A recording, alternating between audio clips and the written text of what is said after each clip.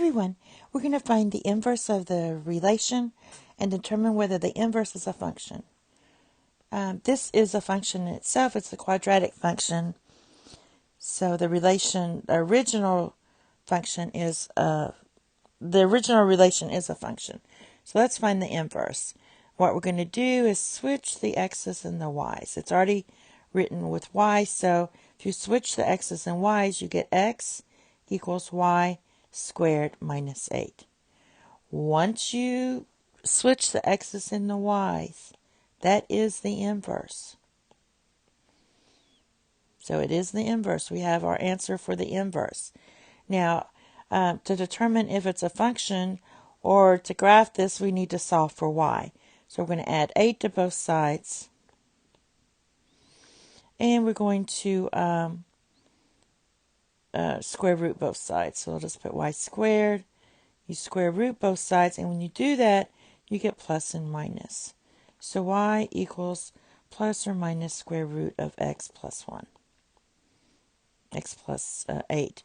And this is the answer that will be in a book. Or they probably put the y first. All right, even though that this is also this is the inverse originally. So basically this is not a function. And I'm going to show you by the graph why it's not a function. Here's our original. This is y equals x squared minus 8. And we got our inverse, so I'll just put y inverse like that, was square root of x plus 8.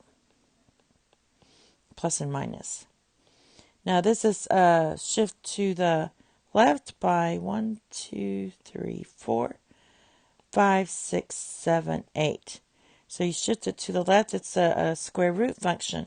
The positive part of this goes this way. I'm just sketching it. And the negative part goes this way. This does not pass the vertical line test. All right, we've got several x's. So this x has 2 y values. And for it to be a function, each x can only have 1 y value. So that's why this is not a function. Now, if we restricted the domain of this and said that x has to be positive, like that, then we would have a function because your inverse would just be the top portion of this. And that, if you just graph the top portion, that would be a function. But because we also have to graph the negative portion, then it is not a function. And that's it. Thank you. Have a nice day. Bye-bye.